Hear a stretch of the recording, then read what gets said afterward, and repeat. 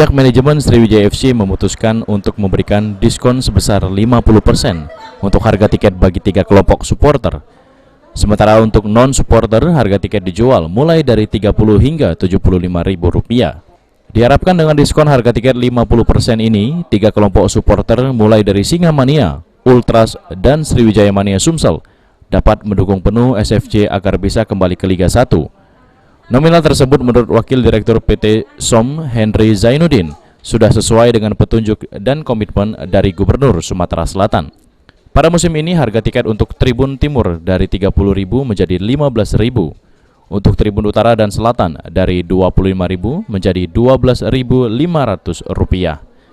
Para pendukung Sriwijaya FC diharapkan bisa memberikan dukungan maksimal ke Laskar Wongkito dari Tribun Utara dan Selatan. Sementara itu untuk tiket VIP bakal dibanderol seharga Rp75.000, Tribun VIP Barat atas dihargai Rp50.000. Diharapkan dengan diskon yang diberikan supporter dan fans Laskar Wongkito yang menonton langsung di Stadion GSJ bisa lebih banyak lagi.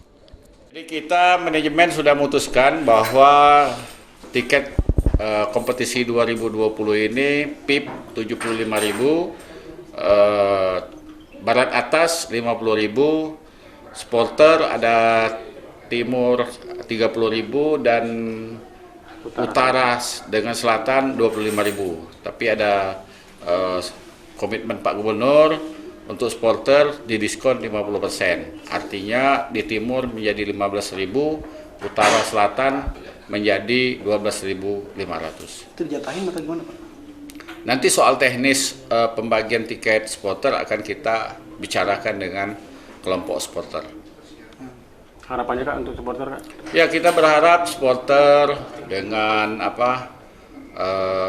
apresiasi Pak Gubernur ini bisa lebih meningkatkan dukungan kepada pemain Sriwijaya FC, karena target kita adalah lolos ke Liga 1 dan itu butuh sekali dengan dukungan supporter tentunya.